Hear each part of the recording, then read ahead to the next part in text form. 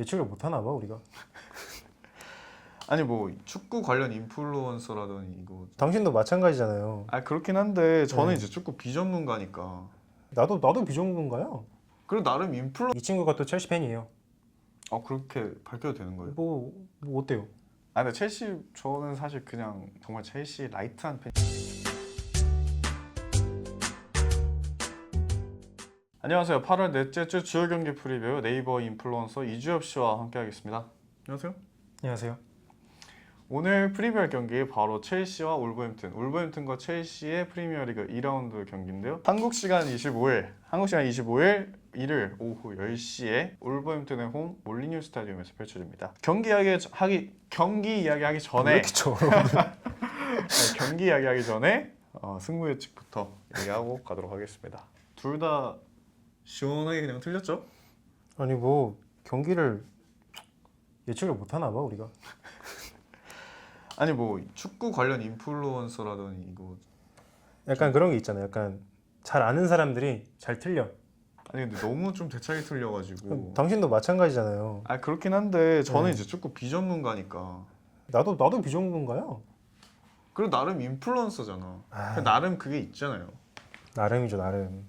시즌 초반이다 보니까 울버햄튼의 영입 방출 선수부터 함께 알아보고 가겠습니다. 울버햄튼은 이제 셀타 비고에서 좋은 모습을 보여줬던 라르센 선수를 임대 영입했는데 지난 시즌 라리가에서 두 자릿수 득점을 기록하기도 했고요. 또 고메스 선수, 울버햄튼은 고메스 선수가 굉장히 많잖아요. 그렇죠. 호드리고 고메스를 영입했습니다. 호드리고 고메스는 또 이번 아스날과 경기에서 굉장히 좋은 활약을 보여주기도 했습니다. 그리고 또 방출, 이번에 울버햄튼의 크랙 하면 바로 떠오르는 선수가 이제 네토 선수였는데 네토 선수가 첼시로 이적을 했습니다. 울버햄튼의 주장 킬먼 선수도 이적을 했습니다. 그러면 주요 영입 선수들과 또 방출 선수들이 있었는데 1라운드는 어땠는지 잠깐 또 알아보고 가겠습니다. 전반 초반에는 후방에서 짧은 패스를 주고받으면서 빌드업이 시도가 됐습니다.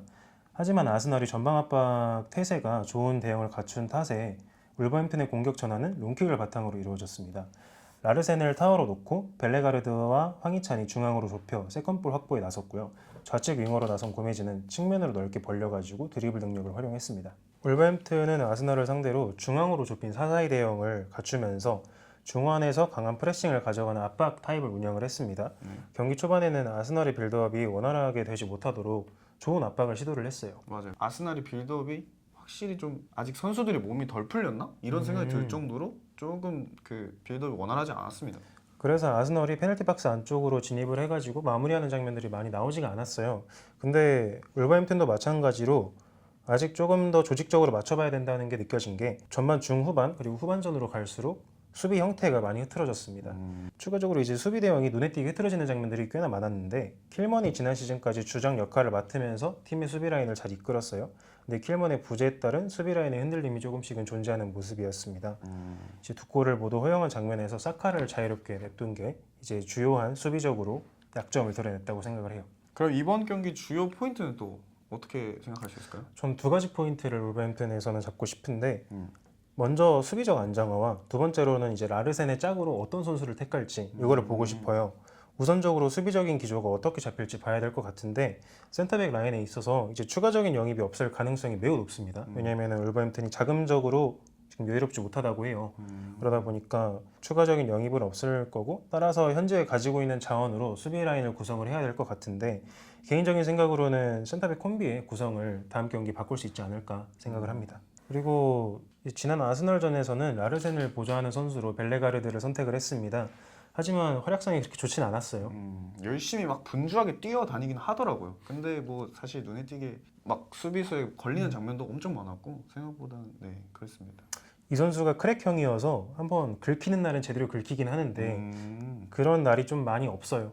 그리고 교체 투입된 쿠냐 역시 이제 완벽한 찬스를 놓치는 등 아쉬운 모습들을 많이 보여줬습니다. 그래서 회장 자리에 있어서 분명한 교체가 이루어지지 않을까라고 저는 생각을 해요. 그 자리에 사용할 수 있는 선수들은 꽤나 많기 때문에 네 임대 복귀한 선수들이 꽤 있어요. 그렇죠. 포덴세도 있고 게데스도 있고 네. 해당 자리에서 활용을 할 수 있는 선수들이 포진되어 있고 또한 사라비아가 지난 경기 교체 출전하면서 중앙 미드필더로 나섰는데 공격형 미드필더로서도 활용이 가능해요. 그래서 어떤 선수가 나설지는 지켜봐야 될 것 같습니다. 네, 다음은 어웨이 팀인 첼시를 한번 살펴보겠는데요. 이 친구가 또 첼시 팬이에요. 그렇게 밝혀도 되는 거예요? 뭐 어때요? 근데 첼시 저는 사실 그냥 라이트한 정말 첼시 라이트한 팬입니다. 엄청 열정적으로 보진 않고 그냥 경기 있으면 보는 정도. 네. 그렇죠. 맨날 스토리 올라오고 영입하면 스토리 올라오고 저도 올라오고 이게도 올라오고. 저는 지면 안 라이트 올려요. 팬? 네, 지면 안 올려요. 왜냐면은 지면은 스토리 답장으로 엄청난 또 놀림을 받을 수 있어서 지면 굳이 올리진 않아요. 그래서 이번 시즌 영입과 방출에 대해서 어떻게 생각하시는지. 일단 영입은 굉장히 좋은 선수들이 많이 영입된 것 같아요. 그러니까 포텐셜이 있는 영입을 많이 했다. 이 토신 선수, 센터백 토신은 이제 자유계약으로 잘 영입을 했고 또 바르셀로나에서 기우 선수를 영입했는데 나름 또 그냥 어느 정도 기대해볼 만한, 긁어볼 만한 선수들을 많이 영입했다. 복권형이죠, 이 선수도. 그렇죠. 그리고 또 듀스버리 홀, 엔조 마레스카의 황태자라고 불렸던 듀스버리 홀도 영입을 했고요. 또 베이가 선수, 골키퍼 요르겐센, 그다음에 또 울버햄튼에서 영입한 네투 선수, 그리고 최근에 또 펠릭스 선수까지 영입을 그렇죠. 했죠. 엊그제 떴죠 또. 그렇죠. 나름 보엘리 체제에서 보엘리가 생각하는 영입 기조를 이제 잘 실천했다. 그런 생각이 들고요. 다만 너무 막 긁어모은 건 아닌가. 너무 그러니까 이번 시즌도 유망주랑 장기 계약자가 좀 많긴 했어요. 그렇죠. 네. 근데 제가 봤을 때는 지난 두 차례 이적 시장이 너무 심했어요. 너무 그냥 막 긁어 모은 느낌, 유망주들만 사온 느낌. 그렇죠. 직시 전력감들이 저는 카이세도, 스털링, 엔조 정도 제외하고는 거의 없었거든요. 제가 기억하기로는 카이세도하고 엔조가 그 유망주들을 계속 긁어 모으다가 안 되니까 이적 시장 막바지에 두 선수를 영입한 걸로 알고 있는데 그런 거에 비해서는 이번 이적 시장은 조금 더 확실한 기조를 세우고 그나마 확실한 기조를 세우고 영입 전략을 가져간 게 아닌가라고 생각을 합니다. 방출에 대해서는 어떻게 생각하시나요? 방출을 얘기하기 전에 일단 사실 첼시 감독부터 바뀌었기 때문에 음. 마레스카 감독에 대한 그런 전술 활용도 높은 선수들을 어느 정도 사왔다고 생각해요. 그래서 이번 시즌은 어느 정도 기대를 할 수 있는 부분이고 엔조 마레스카 감독 같은 경우도 본인의 철학이 분명하게 있기 때문에 그쵸. 사실 포체티노도 그렇고 엄청난 본인의 기조가 있다기보다는 그런 그냥 약간의 동기부여 그런 감독이었는데 사실 첼시의 프로젝트 같은 경우도 지금 어린 선수를 긁어 모으는 것도 그렇고 또 마레스카 감독도 데려온 것도 그렇고 한 프로젝트를 쭉 길게 가져가기 위한 이제 체제 전환이다. 보엘리 사단으로 바뀌고 나서의 체제 전환이다 라고 생각해서 마레스카 감독도 어느 정도 기대할 수 있는 부분이라고 생각합니다. 이제 방출 부분을 얘기를 한번 해주시죠. 방출은 사실 이번 시즌 방출은 굉장히 좀 첼시 팬으로서는 조금 아쉬운 선택이라고 봐요. 왜냐면 센터백 또 수비 라인은 어떤 경험적인 부분도 굉장히 중요하잖아요. 그렇죠. 그런 경험적인 부분에서 좀 조언을 해줄 수 있는 티아고 실바 선수라든지 사실 티아고 실바가 지난 시즌에도 나이가 많았지만 나이가 많음에도 제일 잘한다는 평가가 굉장히 그쵸. 많았어요. 없었으면 큰일 났죠. 그렇죠. 그런데 이제 티아고 실바가 브라질로 떠났고 사실 그 부분은 아쉽지만 또 포파나 선수도 꽤 유망하고 잘하는 코리엘도 선수 있고. 아니, 코리엘도 뭐 있고 하니까 일단은 센터백 조합이 좀 불안하긴 하지만 그래도 좀 믿어볼 만한 조합이긴 해요. 지켜볼 만하긴 하죠. 긍정적으로 봐야죠. 솔직히 근데 왼쪽은 쿠쿠레아가 있기 때문에 굳이 뭐 큰 아쉬움은 아니었다 정도로 생각할 수 있고요. 근데 또 이제 첼시 팬으로서 아쉬운 거는 지난 시즌 주장을 계속해서 달았던 갤러거 선수가 아틀레티코 마드리드로 이적을 했습니다. 또 그런 부분은 첼시 팬으로서는 좀 어느 정도의 애틋한 마음을 가지고 있다. 그렇게 정리를 어느 정도 했음에도 아직은 교통 정리가 확실히 필요하다. 너무 스쿼드 뎁스가 너무 방대해요. 그렇죠. 너무 많아요. 너무 선수가 많아요. 너무 많아서 물론 임대도 계속 보내고 첼시 원래 정책처럼 임대도 많이 보내긴 했지만 아직도 정리가 필요한 이적 시장을 보내야만 하는 첼시입니다. 그럼 또 첼시 1라운드 맨시티전은 어땠는지 살짝만 리뷰 좀 해볼까요? 경기가 그렇게 재밌는 경기는 아니었어요. 제가 봤을 때는. 근데 눈에 띄는 장면들이 첼시 입장에서는 좀 있었다고 생각을 해요. 감독의 전술적인 역량을 어느 정도 파악할 수 있는 경기이지 않았을까 생각을 합니다.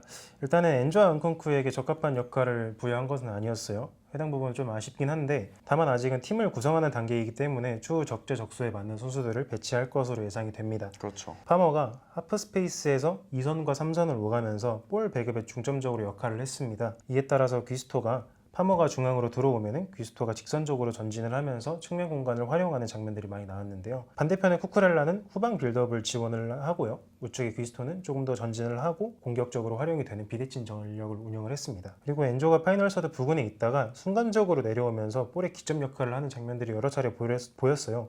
이는 마레스카 감독이 어느 정도 주문한 전략적인 운영이지 않았을까 싶고요. 그리고 빌드업 체계에 있어서 쿠쿠렐라가 전진 시 라비아가 좌측 스토퍼로 내려오면서 3백 체계를 재확보하는 장면도 어느 정도 눈에 띄었습니다.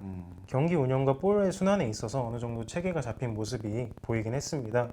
팀이 나아가는 색채 자체를 보여줬기 때문에 그래도 기대점을 가지기에 충분하다고 생각을 해요. 그리고 전반보다 후반 좌측 윙어 포지션에 맞는 네트를 투입하면서 공간에 대한 운영과 하프 스페이스 활용에 있어서 그래도 밸런스와 색깔을 다시 잡아갔다라고 생각을 합니다. 특히나 파머가 자유롭게 중앙 지역으로 이동하면서 네트의 스피드를 좌측의 폭을 넓혀서 활용을 하고 그리고 우측에서는 엔조와 잭슨이 하프 스페이스로 많이 침투하는 장면들이 나왔고요. 측면 공간은 비스터가 오버래핑을 하면서 숫자를 채웠습니다. 추후 경기에 있어서 어느 정도 기대감을 가지게 하는 공격 패턴들이 나왔다라고 생각을 합니다. 네, 이런 이야기들 때문에 첼시 팬들 사이에서는 그래도 마레스카 감독이 뭘 하려는지 보이고 그래서 기대가 된다 이런 얘기도 많이 하고요. 맨시티 저는 이게 또 어렵잖아요. 확실히 어려운 경기다 보니까 전술을 새로 입히고 있는 첼시에게는 아직은 버거운 상대이기 때문에 첼시 팬들은 큰 기대를 안 했다라는 얘기도 있었고, 그리고 워낙 작년에 포체티노가 맨시티를 잘 공략을 했다 보니까 좀 어느 정도 할 수 있지 않을까라는 첼시 팬들의 기대도 조금은 있었는데 이제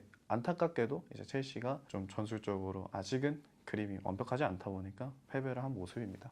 특히나 맨시티가 어느 정도 수비적으로 안정감이 높잖아요. 네.